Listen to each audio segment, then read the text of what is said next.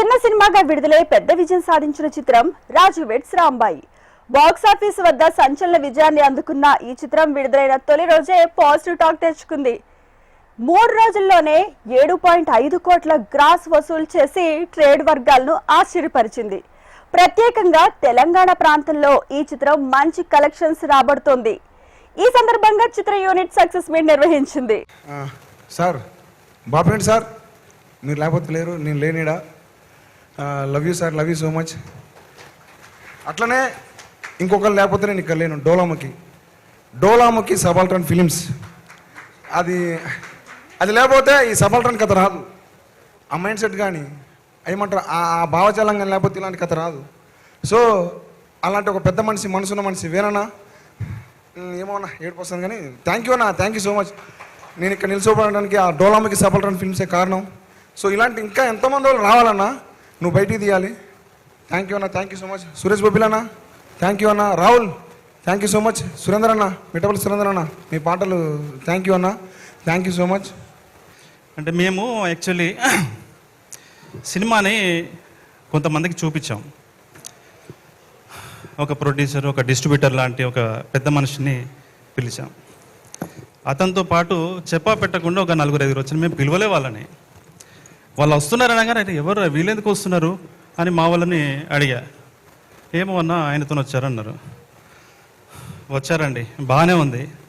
Interval అయింది, మేము పిలిచిందే చాలా తక్కువ మందిని సార్. ఇంటర్వెల్ అయింది, చెప్పా పెట్టకుండా వెళ్ళిపోయారు సార్.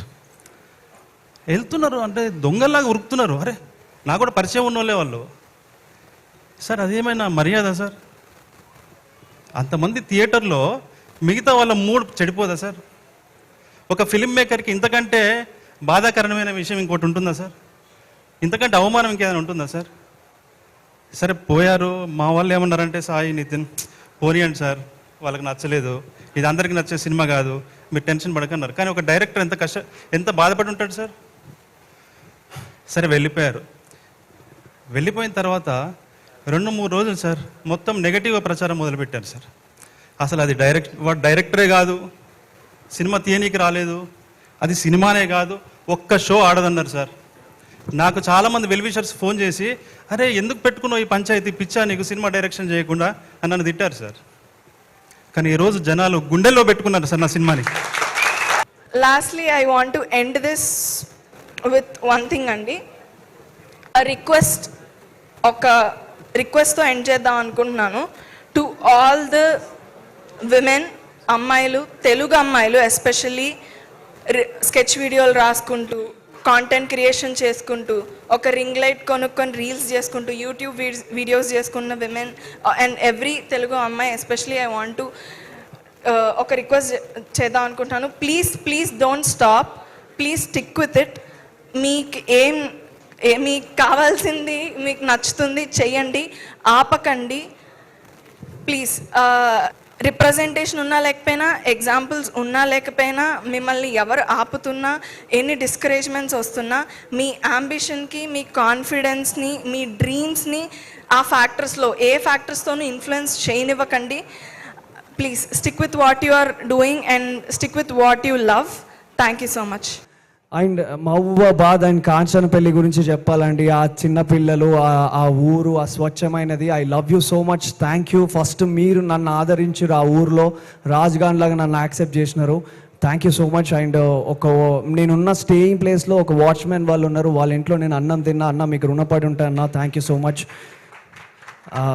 అండ్ మా మ్యూజిక్ డైరెక్టర్, మా పెద్ద హీరో మా సురేష్ బొబ్బిల్ అన్న గురించి చెప్పాలి. అన్న ఐ లవ్ యూ. నేను నీకేం చెప్పలేను, మనం ఇంకా సినిమాలు కలిసి పనిచేయాలన్నా, నీతో పనిచేయాలని నాకు చాలా కోరిక ఉంది. I love you so much. And Mittapalli Surender అన్న థ్యాంక్ యూ సో మచ్ అన్న. నీ అక్షరాలు అసలు ఎంత ముద్దుగున్నాయో అనేది నేను చెప్పడం కన్నా ఆల్రెడీ జనాలు చెప్పేసిరు, ప్రూవ్ అయిపోయింది. హెన్స్ ప్రూవ్, చిన్నప్పుడు అంటాం కదా, అట్లా ప్రూవ్ అయిపోయింది. Thank you so much. వీళ్ళందరి కష్టం, వీళ్ళందరి భావోద్వేగం చూస్తుంటే ఎంతసేపైనా చూసి వింటూ ఉండాలనిపించింది. అసలు నేను ఈ ఫంక్షన్ రావడం కారణం వేణు. ఈ ఫంక్షన్కి రప్పించింది రాజు వెడ్స్ రాంబాయి. అఖిల్ ఒక కానిస్టేబుల్ కొడుకు మెగాస్టార్ అయ్యాడు. ఒక కానిస్టేబుల్ కొడుకు పవర్ స్టార్ అయ్యాడు.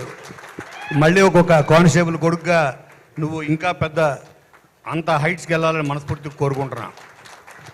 నేను మనస్ఫూర్తిగా నమ్మేది ఏంటంటే పెద్ద సినిమాలు స్టార్స్ యాక్ట్ చేసే సినిమాలు పెద్ద హిట్ అయితే రికార్డ్స్ క్రియేట్ చేస్తాయి. కానీ ఇలాంటి సినిమాలు హిట్ అయితే మన బోస్ లాంటి డైరెక్టర్స్ని క్రియేట్ చేస్తాయి. సురేష్ బొబ్బులు లాంటి వ్యక్తుల్ని క్రియేట్ చేస్తాయి. ఇటువంటి మంచి యాక్టర్స్ని క్రియేట్ చేస్తాయి. రికార్డ్స్ కాదు. వీళ్ళ వల్ల యాక్చువల్గా నిజం చెప్పాలంటే పెద్ద సినిమాల కన్నా ఇలాంటి సినిమాలు, మీనింగ్ఫుల్ సినిమాలు, కంటెంట్ ఉన్న సినిమాలు ఇవి వాడితే థియేటర్స్కి డోకా ఉండదు. థియేటర్స్ అన్ని కళ్యాణ మండపాలుగా మారిపోయే దుస్థితి ఉండదు. ఇందాక కోనా గారు అన్నట్టు కానిస్టేబుల్ కొడుకు మెగాస్టార్ పవర్ స్టార్ అయినట్టు ఎవరి అబ్బా సొత్తు కాదు, టాలెంట్ ఉంటే సరిపోద్ది. సో ఫోకస్డ్గా ఉంటే సరిపోద్ది. సక్సెస్ ఖచ్చితంగా ఏదో రోజు మనం వెతుక్కుంటూ వస్తానికి అఖిల్ కూడా వన్ ఆఫ్ ద రీజన్గా నిలబడ్డాడు. అండ్ రాంబాయి, నువ్వు భవిష్యత్తులో ఎన్ని సినిమాలు చేసినా రాంబాయి అంటే నువ్వే గుర్తొస్తావమ్మా. గ్రేట్ సావిత్రి గారితో నేను పోలుస్తున్నారంటే చిన్న విషయం కాదు. నిజంగానే టీజర్ చూసినప్పుడు, ట్రైలర్ చూసినప్పుడు ఎంత బాగా అనిపించిందంటే ఆ అమ్మాయి చాలా హానెస్టీగా ఉంది. ఈ రెండు పాత్రలు నిజంగా ఆ ఒరిజినల్ లవ్ స్టోరీ ఉన్న క్యారెక్టర్లు వెతుక్కొని మీ ఇద్దరి దగ్గరికి వచ్చి అనిపించింది. So I wish you all the best. So తర్వాత చైతు గారు నిజంగానే మా రవి గారు చెప్పినట్టు చచ్చిపోతే బాగుండని అంత భయంకరంగా చేశాడంటే చిన్న విషయం కాదు.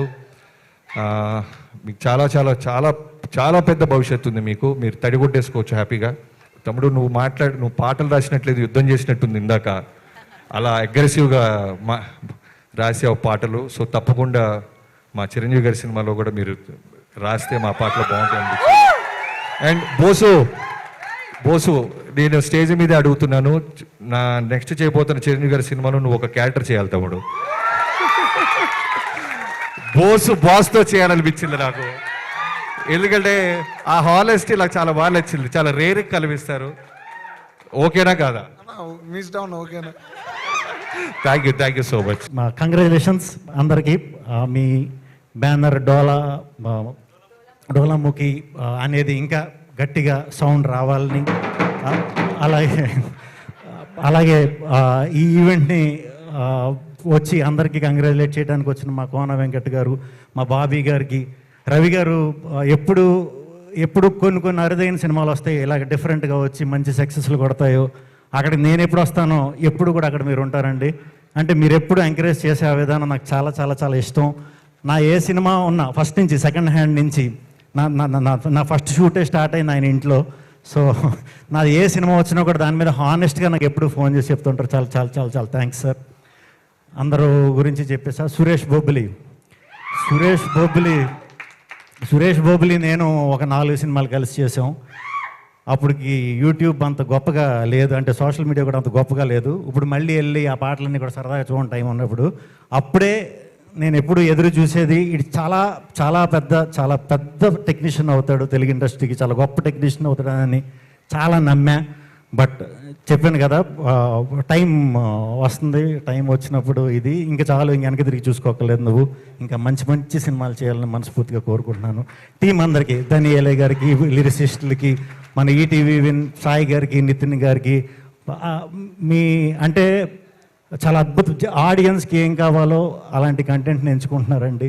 అది ఎంచుకున్న నాళ్ళు మీ పేరు అలా వినిపిస్తూనే ఉంటుంది. సో